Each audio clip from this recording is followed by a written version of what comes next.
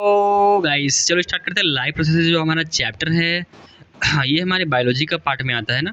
तो live process जो chapter है ना ये बेसिकली हमारे बायोलॉजी के पार्ट में आता है। तो आज हम लोग इस वीडियो में डिस्कस करेंगे लाइव प्रोसेस का जो वन शॉट होने वाला है। इसमें वन शॉट में ना हम लोग पूरा चैप्टर जो है वो कवर करेंगे और एक बढ़िया तरीके से करेंगे। हम लोग इसमें क्या क्या करेंगे, हम लोग जो माइंड मैप भी करने वाले हैं। तो माइंड मैप के साथ साथ हम लोग इसमें सारी चीज़ें कवर करेंगे। फुल चैप्टर जो होने वाला आपका एक कंसाइज पार्ट में होने वाला है। साथ ही में आप यहाँ पे जो ये देख रहे हो ये मैंने खुद से नोट्स बनाए हुए हैं। तो ये सारे नोट्स भी आपको यहाँ पे मिल जाएंगे, ठीक है। एंड ये भाई आप एग्जाम में एज इट इज़ लिख सकते हो और आपको फुल में नंबर फुल मिलेंगे, ठीक है। इट्स माय गारंटी, क्योंकि मैंने खुद लिखा है और मैंने एसएसटी में और मैंने साइंस में जो है वो बोर्ड के लास्ट में, यानी कि जो हमारा बोर्ड हुआ था ना मेन वाला, उसमें मेरे खुद जो है 98 मार्क्स स्कोर किए थे, ठीक है। तो वो उसी का यहाँ पे मैं नोट्स जो है आपके साथ शेयर करने वाला हूँ, ठीक है। तो स्टार्ट करते हैं लाइफ प्रोसेस से सबसे पहले। तो देखो, all living beings perform certain life processes such as growth, excretion, respiration, circulation etcetera. देखो लाइफ प्रोसेस क्या होने वाला है, ये आपको खुद से ये जो लाइन है वो बता रही है कि लाइफ प्रोसेस जो है ना वो ग्रोथ है, एक्सक्रीशन है, रेस्पिरेशन है, सर्कुलेशन, ये सारी चीज़ें क्या है, ये सारी लाइफ प्रोसेस के अंदर आने वाली है। और ये हर लिविंग बींग जो है परफॉर्म करता ही है, ठीक है। Processes like respiration, digestion which together keep the living organism alive and perform the job maintain earth. ये सारी चीज़ें जो है ना यहाँ पे बताया जा रहा है कि ये जो प्रोसेसेस है, रेस्पिरेशन, डाइजेशन, ये सारी चीज़ें टुगेदर आकर के एक लिविंग बींग को ज़िंदा बनाती हैं। अगर ये सारी चीज़ें नहीं होंगी ना तो हम लोग ये भी कह सकते हैं कि वो व्यक्ति जो है वो मर चुका है, ठीक है। अगर रेस्पिरेशन नहीं होगा तो भाई मतलब जाहिर सी बात है कि वो व्यक्ति जो है वो रेस्पिरेशन नहीं होगा, डाइजेशन भी नहीं होगा उसके पास में, तो वो आदमी जो है वो डेड रहेगा। तो इतना आपको इस लाइन समझना है कि जो लिविंग बींग्स होते हैं उनका क्या कैरेक्टरिस्टिक्स बताया गया यहाँ पर। सबसे पहला तो भाई उनका जो है वो ग्रोथ होता है, ठीक है। तो उनके पास क्या फैक्टर होता है, वहाँ पे होता है ग्रोथ का फैक्टर। सो वो ग्रोथ करते हैं, वो एक्सक्रीट करते हैं, है ना, एक्सक्रीट करते हैं, वेस्ट प्रोडक्ट्स को बाहर निकालते हैं बॉडी से, रेस्पिरेशन करते हैं, सर्कुलेशन होता है बॉडी में, ठीक है। अब देखो लाइव प्रोसेस का जो ना यहाँ पे एग्जांपल दे देता हूँ। सबसे पहले लाइव प्रोसेस जो है यहाँ पे क्या है, देखो ग्रोथ होता है, डाइजेशन उसके अंदर आता है, रेस्पिरेशन आता है, सर्कुलेशन आता है, एक्सक्रीशन आता है। अब इसके बाद ना न्यूट्रिशन देखो यहाँ पे। न्यूट्रिशन क्या होता है, the whole process by which an organism obtain its food. अब न्यूट्रिशन वो चीज़ है जिससे एक जो हमारा लिविंग बींग है, चाहे वो एनिमल हो ह्यूमन बींग्स हो, है ना, तो वो अपना फूड किस तरीके से जो है ऑक्यूपाई मतलब लेते हैं वो यहाँ पे। तो न्यूट्रिशन इन प्लांट जो होता है वो प्लांट तो ऑटोट्रॉपिक होता है, खुद का खाना खुद ही बनाता है, वही यहाँ पे लिखा हुआ है can make their own food. और न्यूट्रिशन इन जो एनिमल होता है वो एनिमल्स जो होते हैं वो हेट्रोट्रॉपिक होते हैं, ठीक है। तो वो डिपेंड करते हैं प्लांट से और other animals for their food, ये हमारा यहाँ पे बताया जा रहा है, ठीक है। आप देख लो मोड ऑफ न्यूट्रिशन, ये सारी चीज़ें ना एनसीईआरटी के सीक्वेंस में ही है, तो यहाँ पे बिल्कुल डरने की कोई बात है नहीं, ठीक है। तो ये जो मोड ऑफ न्यूट्रिशन है वो हम लोग यहाँ पे डिस्कस करते हैं अब, ठीक है। तो मोड ऑफ न्यूट्रिशन में यहाँ पे बताया जा रहा है कि ऑटोट्रॉपिक होता है एक तो, और एक हमारे पास होता है हेट्रोट्रॉपिक, ठीक है। तो यहाँ पे दो तरीके का जो मोड ऑफ न्यूट्रिशन जो है वो यहाँ पे बताया जा रहा है, ठीक है। तो अब हम लोग इसमें एक एक करके बात करते हैं, ठीक है। सबसे पहले यहाँ पे ये देखो, ये ऑटोट्रॉपिक का डेफिनेशन है। सबसे पहले ऑटोट्रॉपिक क्या होता है, ऑटोट्रॉपिक मतलब जो खुद का खाना खुद बनाता है और किसी पर डिपेंडेंट नहीं होता है। The kind of nutrition in which organisms like CO2, water etcetera are utilise to prepare organic food by the process of photosynthesis. तो ये ऑटोट्रॉपिक प्रोसेस होता है।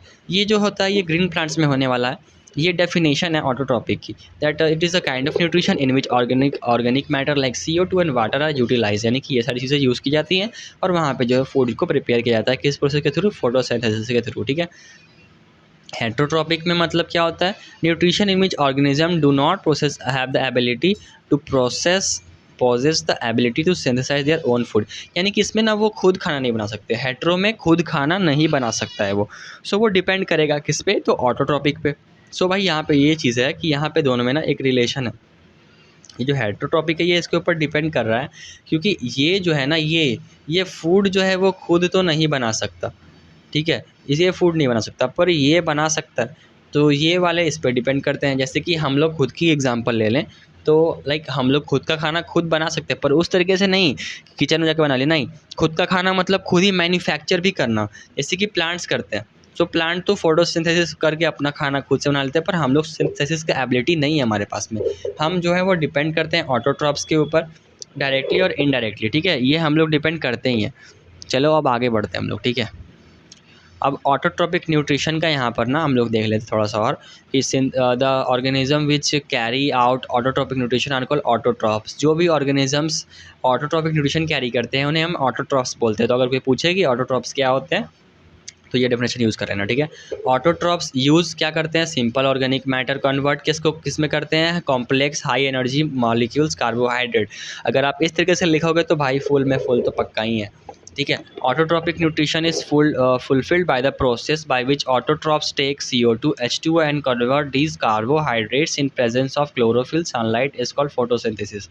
तो यहाँ पे बताया जा रहा है कि ऑटोट्रॉपिक जो न्यूट्रिशन होता है वो किस तरीके से फुलफिल करते हैं। तो वो CO2 लेते हैं यानी कि कार्बन डाइऑक्साइड H2O यानी कि वाटर लेते हैं, और उसको हम लोग वो लोग जो है वो कार्बोहाइड्रेट्स में ब्रेक जो करते हैं, कन्वर्ट करते हैं, एंड उसके बाद उसको प्रेजेंस में किसके प्रेजेंस में, क्लोरोफिल और सनलाइट की फोटोसिंथेसिस करते हैं। अब फोटोसिंथेसिस का जो इक्वेशन है वो यहाँ पे देख लेना है कि फोटोसिंथेसिस का जो इक्वेशन है वो यहाँ पे दिया हुआ है 6 CO2 + 12 H2O, उसके बाद सनलाइट, क्लोरोफिल चाहिए इसमें। देन उसके बाद जो प्रोडक्ट, ये क्या है, ये प्रोडक्ट है ना, ये प्रोडक्ट है जो यहाँ पे राइट हैंड साइड में मैंने लिखा हुआ है ना, ये प्रोडक्ट होता है, ठीक है। ये आप ध्यान रखना कि ये प्रोडक्ट है, और यहाँ पे जो हमारे लेफ्ट हैंड साइड में दिया हुआ है यानी कि 6 CO2, ये सारी चीज़ें, ये वाला जो चीज़ है, ये वाला चीज़ जो है ना, ये हमारा यहाँ पे है जो हमने इनपुट दिया था, यानी कि हमारा रॉ मटेरियल समझ लो एक तरीके से, ठीक है। अब मटेरियल्स फॉर फोटोसिंथेसिस क्या क्या होने वाली है वो हम लोग डिस्कस करते हैं।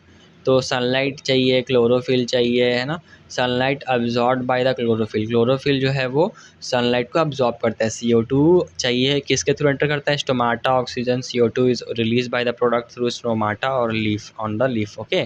देन वाटर भी चाहिए। तो बेसिकली 3 चीज़ से हम लोग को चाहिए, 4 चीज़ें, सनलाइट, क्लोरोफिल, CO2, वाटर। तो CO2 is very necessary and H2O, है ना। तो ये जो चीज़ें हैं, ये जो हमारे पास है फोटोसिंथेसिस के लिए इंपॉर्टेंट है। अब साइट ऑफ फोटोसिंथेसिस यानी कि फोटोसिंथेसिस होता कहाँ पे, तो chloroplast in the leaf, chloroplast contain the chlorophyll. तो सबसे पहले देख लो क्लोरोप्लास्ट में होता है, कहाँ पे, तो लीफ में होता है ना। फोटोसिंथेसिस जो प्रोसेस है वो यहाँ पे होती है हमारे लीफ में। अब लीफ के अंदर जो होता है, क्या होता है, तो क्लोरोप्लास्ट होता है। उस क्लोरोप्लास्ट यानी कि इसके अंदर जो है ना वो क्लोरोप्लास्ट होते हैं, जिसके अंदर जो हमारा वो फोटोसिंथेसिस जो प्रोसेस है वो परफॉर्म किया जाता है, ठीक है। तो ये हमारे लीफ के अंदर फोटोसिंथेसिस परफॉर्म किया जाता है, जिसके अंदर क्लोरोप्लास्ट स्पेसिफिकली जो करते हैं ना, ग्रीन पिगमेंट होती है ग्रीन कलर का, इसीलिए शायद आपको ग्रीन पत्ता ग्रीन भी देखने को मिलता है, ठीक है। अब मेन इवेंट्स ऑफ फोटोसिंथेसिस जो है वो यहाँ पे देख लो। सबसे पहले क्या होगा, इवेंट्स यानी कि किस तरीके से फोटोसिंथेसिस होता है। तो सबसे पहले यहाँ पे अब्जॉर्प्शन ऑफ लाइट होता है, energy by the chlorophyll, conversion of light energy into chemical, यानी कि जो लाइट अब्जॉर्ब की गई थी उसको केमिकल एनर्जी में कन्वर्ट किया जाता है। Then splitting, it mean breakage of the water into hydrogen and oxygen, यानी कि उस एनर्जी को जो है वो स्प्लिट किया जाता है किस में, तो हाइड्रोजन में और ऑक्सीजन में। रिडक्शन ऑफ CO2, तो CO2 को जो है वो जो है यहाँ पे है ना रिड्यूस किया जाता है। रिड्यूस मतलब बनाया जाता है किसमें, तो कार्बोहाइड्रेट्स में यहाँ पे कन्वर्ट किया जाता है, ठीक है, कार्ब्स में। तो कार्ब्स में हम लोग कन्वर्ट करते हैं। और स्टोमाटा यहाँ पे दिया हुआ है। स्टोमाटा जो है ना, टेनी पोर्स होते हैं on the surface of the leaves. तो स्टोमाटा जो है वो कुछ इस प्रकार का दिखता है यहाँ पर, है ना। ये स्टोमाटा इस तरीके का कुछ दिखता है हमारे पास में, ये स्टोमाटा है। तो ये ना टीनी लीव्स के ऊपर जो होता है वो होता है, ठीक है। अब हम लोग आगे देखते हैं यहाँ पे exchange of the gases like O2 CO2 lose, है ना, loses large amount of water vapour during transpiration.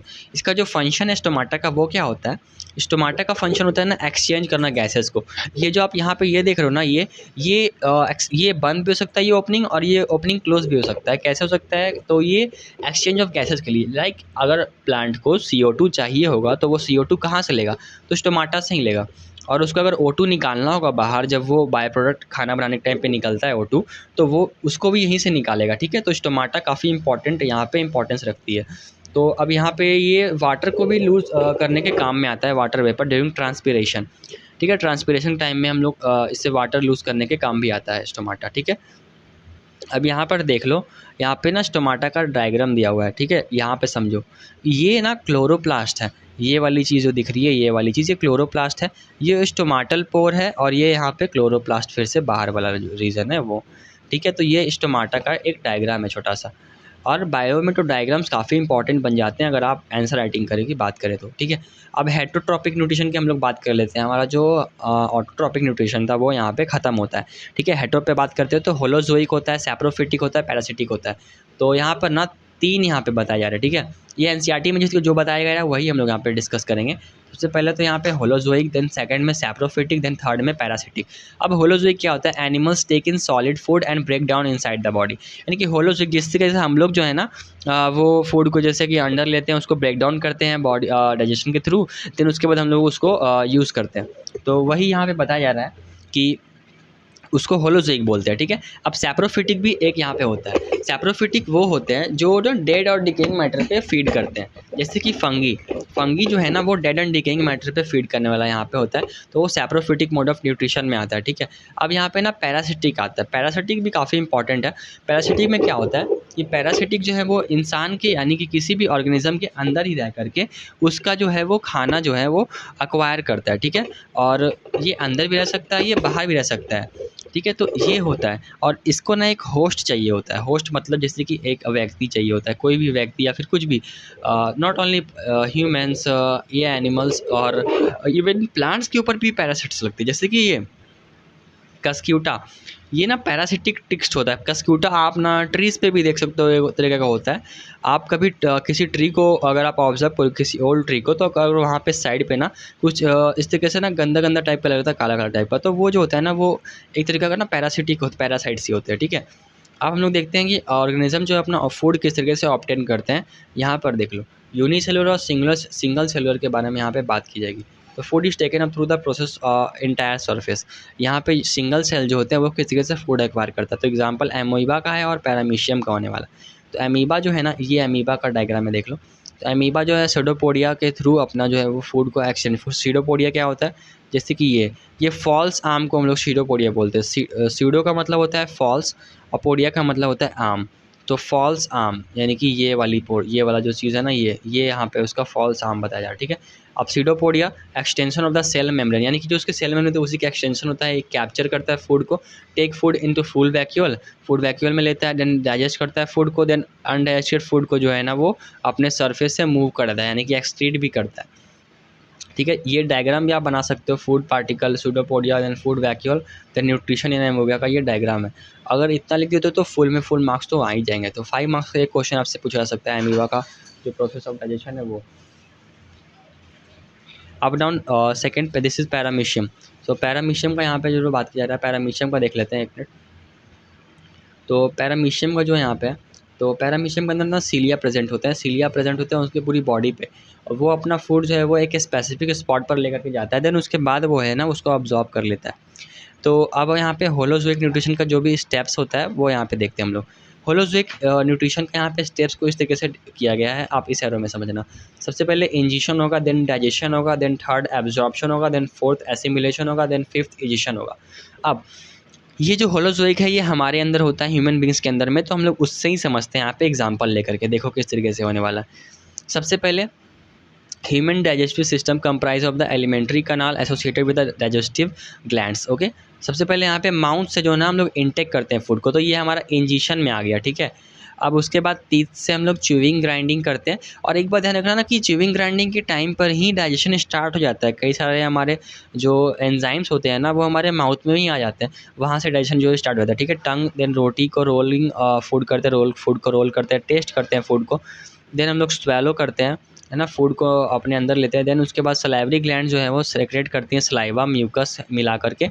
उसके बाद वहाँ पे क्या बनता है? Salivary amylase. तो सलाइवरी अमाइलेज क्या होता है? सलाइवरी अमाइलेज जो है सलाइवा को ही बोलते हैं, सलाइवा प्लस म्यूकस ही सलाइवरी अमाइलेज। तो स्टार्च और शुगर, यहाँ पे स्टार्च को जो है वो शुगर में कन्वर्ट किया जाता है, तोड़ जाता है ऊपर, यानी कि सलाइवा में, यानी बता ना यहाँ से डाइजेशन स्टार्ट हो जाता है।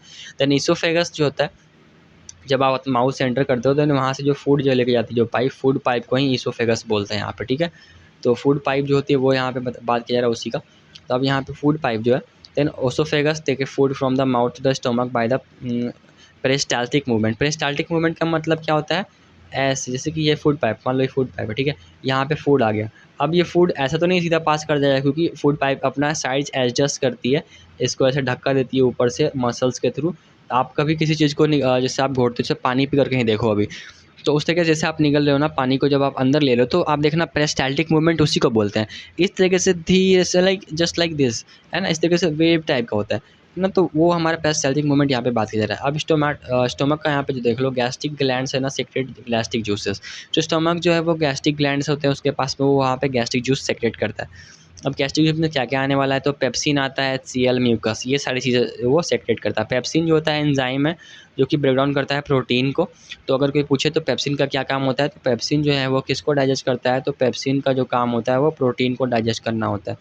ठीक है, प्रोटीन पेस्टिन होता है। और उसके बाद HCl क्या करता है, HCl जो है वो मीडियम एसिडिक वाला HCl, वो हमारे खाना को जो है पचने में वो हेल्प करता है। देन म्यूकस क्या करता है, म्यूकस प्रोटेक्ट करता है स्टमक की इनर लाइनिंग को। ये स्टमक है, लेट्स सपोज, है ना, और इसके अंदर HCl है। अगर HCl डायरेक्ट होगा ना तो वो स्टमक को डैमेज कर जाएगा, तो उसके लिए यहाँ पर म्यूकस की जो यहाँ पे एक थिक लाइनिंग होती है, जिससे कि वो हमारा स्टमक जो है प्रोटेक्टेड रहता है। ठीक है, अब स्मॉल इंटेस्टाइन होता है, उसके बाद में स्मॉल इंटेस्टाइन का इंटेस्टाइनल एंजाइम क्या-क्या होता है, कार्बोहाइड्रेट, फैट्स, प्रोटीन्स। तो कार्बोहाइड्रेट्स को ग्लूकोज में तोड़ा जाता है, फैट्स को फैटी एसिड और ग्लिसरॉल में तोड़ा जाता है, और प्रोटीन्स को तो अमीनो एसिड में तोड़ा जाता है। ये हमारा स्मॉल इंटेस्टाइन का काम यहाँ पे बताया जा रहा है। ठीक है, स्मॉल इंटेस्टाइन में विलाई होता है, विलाई कुछ इस तरीके का होता है, ये इस तरीके का फिंगर लाइक पोजीशन को ही विलाई बोलते हैं। ठीक है, तो वो क्या करता है ना, villi helps in the absorption of the food through the blood, like finger like position बताया मैंने जैसे कि, है ना। तो ये जो फूड है उसको ब्लड में एब्जॉर्ब करने का काम करता है। देन स्मॉल इंटेस्टाइन क्या करता है, रिसीव करता है कहाँ से सेक्रेशंस, वो देखते हैं।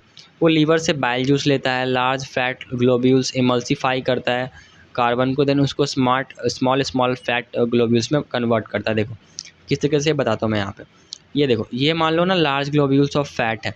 अब इसको ना लीवर से यहाँ पे बाइल जूस मंगाया जाता है, देन बाइल जूस की मदद से इसको जो है वो स्मॉल जो है ना उसमें ग्लोब्यूल्स में कन्वर्ट कर लेता है, जिससे कि डाइजेशन आसान हो जाए। देन पैनक्रियास से वो पैनक्रियाटिक जूस यहाँ पे आता है। देन पैनक्रियाटिक जूस में क्या क्या आता है, तो ट्रिप्सिन आता है ना, लाइपेज आता है।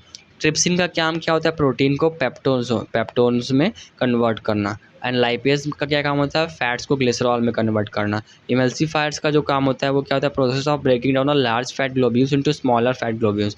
अब इमल्सिफिकेशन का मतलब होता है, जैसे कि कोई मान लो बहुत बड़ा फैट का ग्लोब्यूल है, फैट मॉलिक्यूल है, उसको छोटे छोटे फैट ग्लोब्यूल में कन्वर्ट करना ही यहाँ पे इमल्सिफिकेशन होता है। So very easy converting the big, और यू कैन से दैट बड़ा जो large fat globules into smaller flat globules, बस this is the only definition. Okay, now this is large intestine. Large intestine means absorption of water, the rest of the material removed from the body via anus. Okay, so large intestine का काम क्या होता है, excess water को absorb कर लेता है वो, है ना, और उसके बाद जो रेस्ट ऑफ द मटेरियल है वो हमारे एनस के थ्रू जो है वो आउट हो जाता है, जिसको हम लोग एजिशन बोलते हैं। एजिशन का मतलब क्या होता है कि कैसे, एक्सक्रीशन ही समझ लीजिए।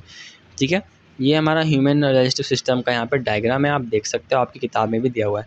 ये ओरल कैविटी इसको बोलते हैं। ठीक है, यहाँ पे ओरल कैविटी दिखाई गई है, और यहाँ पे देख लो नीचे आप जैसे ही आओगे, टंग है, फेरनेक्स इसको बोलते हैं। ठीक है, ये इसोफेगस जैसे मैंने आपको बताया था ऊपर में, स्टमक है ना, और यहाँ पे देखते हैं हम लोग, यहाँ पे गल ब्लैडर यहाँ पे है, और पैनक्रियाज है, ड्यूडेनियम है, जियोजिनम, ये सारी चीज़ जो है ना ये आपका इंटेस्टाइन का पार्ट्स में आ रहा है। ठीक है, ये हम लोग डिस्कस करेंगे, चलिए आगे नीचे चलते हैं हम लोग। ठीक है, अब आता है important topic, it is respiration.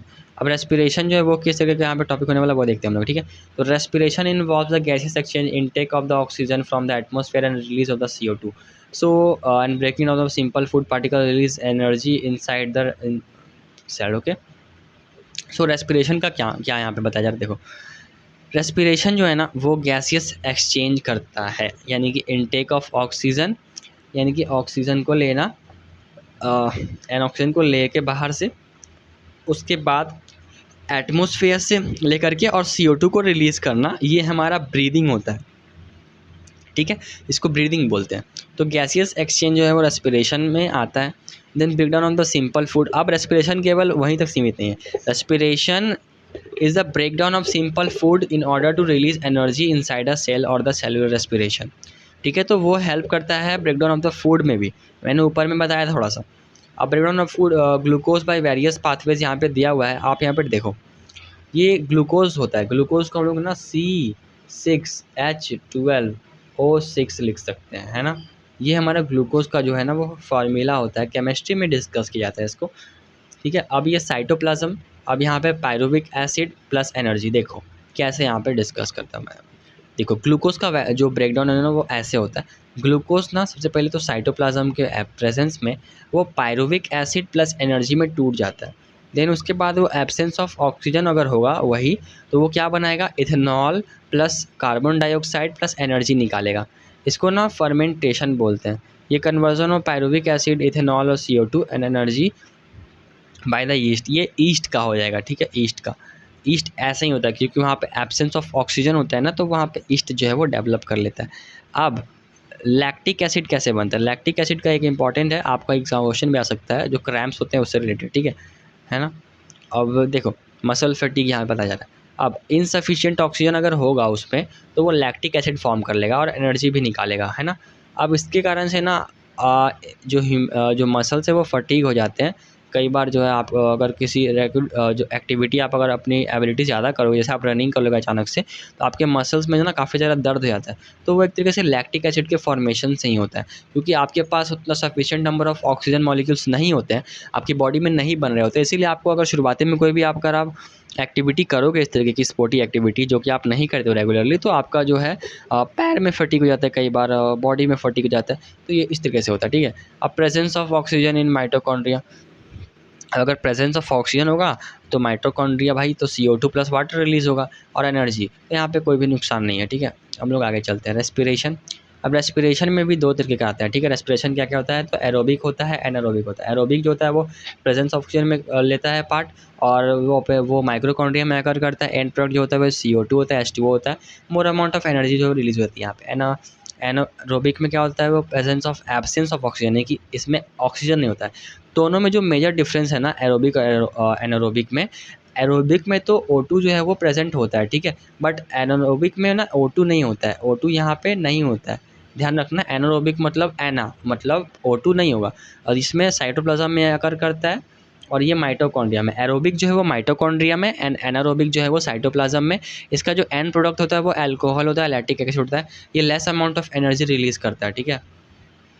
Okay, now human respiratory system, हम लोग यहाँ पे आते हैं किस तरीके से जो होता है ह्यूमन रेस्पिरेटरी सिस्टम आपका काम करता है। सबसे पहले देखो passage of air through the respiratory system. यहाँ पे नॉस्ट्रिल जो होते हैं हमारे, वहाँ से ये एयर जो है वो अनसाइड आती है नेसल पैसेज के थ्रू। Then nasal cavity, pharynx, larynx, trachea. देन उसके बाद क्या है, bronchi, lungs and bronchioles and alveolar, then blood capillaries. तो इस तरीके से जो है ना वो एयर आती है। ये हमारा यहाँ पे देख लो, ये एल्वियोली और रेस्पिरेटरी ब्रोंकियल, ये हमारा जो है ना यहाँ पे आ रहा है, ये इसमें, ठीक है। ब्रोंकियोल्स में यहाँ पे दिखाया जा रहा है, यहाँ पे देख लो। इस तरीके से जो है वो होता है छोटा छोटा, ठीक है। अब यहाँ पे देखो मैकेनिज्म ऑफ ब्रीदिंग किस तरह से काम करता है, वो हम लोग यहाँ पे डिस्कस करते हैं।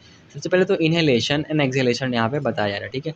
अब इनहेल क्या होता है, during inhalation the thoracic cavity chest expands, यानी कि आप देख लो जब आप सांस ले रहे हो तो आपका जो थोरैसिक कैविटी यानी कि चेस्ट है वो एक्सपैंड करता है। तो ये हमारा इनहेलेशन का एक है, ठीक है। तो आप मैकेनिज्म ऑफ इनहेलेशन अगर पूछा, ब्रीदिंग में अगर इनहेलेशन पूछा जाए तो आप ये लिख सकते हो। रिब्स जो है वो लिफ्ट अप करती हैं, एंड डायफ्राम जो है वो फ्लैट हो जाता है, ठीक है। डायफ्राम जो है वो आपका फ्लैट हो जाता है। Then volume of the lungs जो है वो इंक्रीज़ कर जाती हैं, और एयर जो है वो आपके लंग्स में जो है वो एंटर हो जाता है। देन उसके बाद एक्सहेलेशन की बात करें तो थोरैसिक कैविटी इस कॉन्ट्रैक्ट हो जाती है, रिब्स जो है वो मूव डाउन करते हैं, और डायफ्राम जो है ना वो डोम शेप हो जाता है, ठीक है। And the value of volume of the lungs decrease and air exit from the lungs. तो इस तरीके से होता है यहाँ पे। ये आपका एनसीईआरटी का डायग्राम है। ये इस तरीके से जो है वो डायफ्राम जो है वो पुल करता है किस तरीके से, इनहेलेशन में, ताकि आपके एयर जो है वो अंदर आ सके। एक्सहेलेशन में वो एक्सपैंड करके आपका एयर को जो है वो नॉर्मल शेप में आकर के डायफ्राम आपका बाहर निकाल देता है, ठीक है। अब exchange of air between the alveolar इस तरीके से होता है। एयर रिच O2 यहाँ पे ब्लड में, ठीक है, blood binds to the RBC, then O2 is release to the tissues. अब CO2 फ्रॉम द टिश्यूज़ कहाँ जाता है, release into the blood, then dissolve in the blood, then उसके बाद वो यहाँ पे आता है, देन आपको नॉस्ट्रिल के थ्रू सेंड कर दिया जाता है, हार्ट के थ्रू, है ना, आप पंप करके।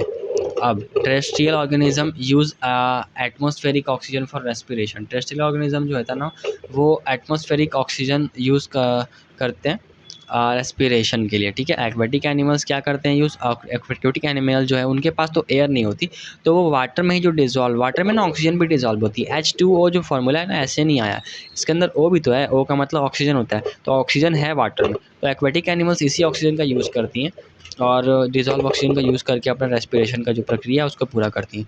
अब प्लांट में कैसे होता है, तो प्लांट में जो है ना कुछ इस तरीके से होता है। प्लांट में ना, in plant simple than the respiration in the animal. Plant में जो रेस्पिरेशन है वो काफ़ी सिंपल है एनिमल्स के अगर हम लोग कंपैरिजन में बात करें तो।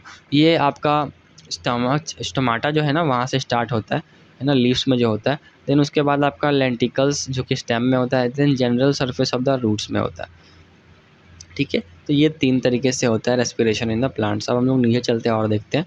अब लाइफ प्रोसेस का जो सेकंड यहाँ पे पार्ट बनता है वो ट्रांसपोर्टेशन एक्सक्रीशन का है ना, ट्रांसपोर्टेशन और excretion. So human beings like the multi cell organism need regular supply of food, oxygen etcetera.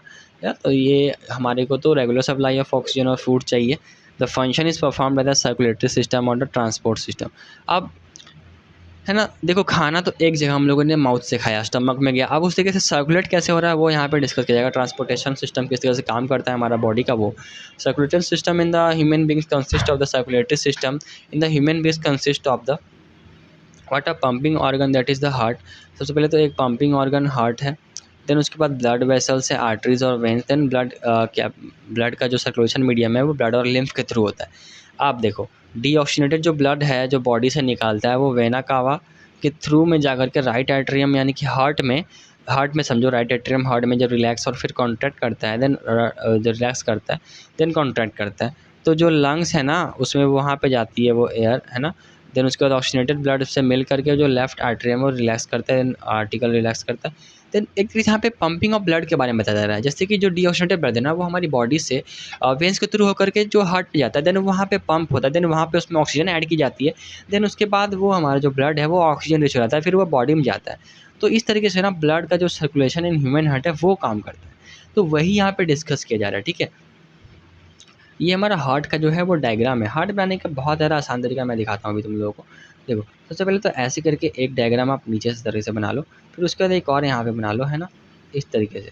Then उसके बाद आप यहाँ से एक ऐसे उठाना, देन यहाँ से एक ऐसे ये, देन आप इसको कनेक्ट कर लेना। यहाँ पे एक अपना आप बना लो, है ना, आर्टरी हो, वेना कावा, ये सब चीज़ों का जो भी आप पैसे जो यहाँ पे दे सकते हो।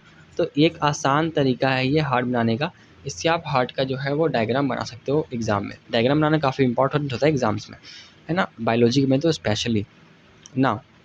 ब्लड अ फ्लूइड कनेक्टिव टिश्यू, इसमें सॉलिड कंपोनेंट्स जो होते हैं ब्लड कॉर्पसूल्स, है ना, लिक्विड कंपोनेंट प्लाज्मा। तो this is the like blood solid components में क्या क्या आता है, तो आरबीसी होता है, ब्लड प्लेटलेट्स और डब्ल्यूबीसी होता है। आरबीसी मतलब रेड ब्लड सेल, इसमें क्या क्या होता है, तो इसमें ये कैरी करता है O2 और CO2 को। इसमें हाइमोग्लोबिन भी होता है जिसका रेड कलर जो होता है उसके कारण से ब्लड जो है वो रेड होता है। ब्लड प्लेटलेट्स जो होता है वो ब्लड क्लॉटिंग में हेल्प करता है, कहीं कट छिल जाता है ना तो वो ब्लड क्लॉटिंग उसी से होती है। जिन लोगों में ब्लड ये एब्सेंस होता है ना उनकी ब्लड क्लॉटिंग नहीं हो पाती है, तो उन्हें इंजेक्शंस का सहारा लेना पड़ता है। इसको रॉयल डिजीज़ भी बोलते हैं, आपके एनसीईआरटी में दिया हुआ है।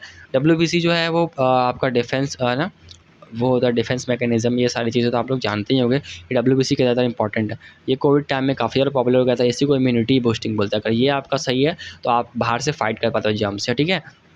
अब यहाँ पे लिक्विड कंपोनेंट जो हमारा ब्लड का होता है उसके बारे में बात करें, जो कि प्लाज्मा होता है। ये देखो यहाँ पर ना उसमें ना 90% जो है वो होता है फ्लूइड होता है। उसके बाद 10% उसमें ना ऑर्गेनिक मैटर होता है, like plasma proteins via globulin, inorganic mineral ions, ये सब चीज़ें होता है, ठीक है। हम लोग लिम्फ की बात करते हैं। लिम्फ क्या होता है, तो एक येलोइश फ्लूइड होता है जो कि ब्लड कैपिलरी से एस्केप कर जाता है इंटरसेलुलर स्पेसेस में, और वहाँ पर ना वो लेस प्रोटीन, उसमें ब्लड के कंपेरिजन में लेस प्रोटीन होता है। और lymph flows from the tissue to the heart assisting the transportation and destroying germs. तो वो डिस्ट्रॉ करता है जर्म्स को और यहाँ पे हेल्प करता है ट्रांसपोर्टेशन में, ठीक है। अब ब्लड वेसल्स जो हैं वो आर्टरीज और वेंस के थ्रू वहाँ पे काम करते हैं। वो किस तरीके से काम करते हैं वो देखो। Carry oxygenated blood from the heart to body part except pulmonary artery. अब देखो आर्टरीज जो है ना वो कैरी करती हैं ऑक्सीजनेटेड ब्लड, कहाँ से, तो हार्ट से और पार्ट्स ऑफ द बॉडी में, ठीक है। आर्टरीज जो हैं वो क्या कैरी करती हैं, ऑक्सीजनेटेड ब्लड, एंड थिक और इलास्टिक होती हैं। इनको हम लोग डिस्ट्रीब्यूटिंग वेसल भी बोलते हैं। अब यहाँ पर ना एक डिफरेंट आने वाला टॉपिक, तो ध्यान दीजिएगा। यहाँ पे देखो हम लोग वेन्स की बात करते हैं, तो वेन्स क्या करती है, वो डीऑक्सीजनेटेड ब्लड कैरी करती हैं। यानी कि इनमें O2 एब्सेंट होता है, यानी कि O2 नहीं होता, ये इस्तेमाल किया हुआ जो ब्लड होता है वेन। जो आप अभी अपने हाथों पे देख पा रहे होगे ना, अगर आप हाथ आगे करोगे तो उसमें जो आपको नसें दिखेंगी ना वो वेन्स ही होती हैं, क्योंकि आर्टरीज जो है होती हैं थोड़ी अंदर होती हैं।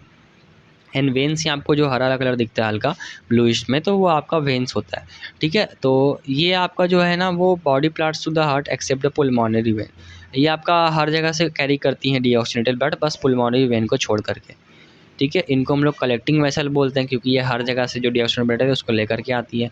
ये पतली होती हैं और ज़्यादा इलास्टिक नहीं होती है, ठीक है।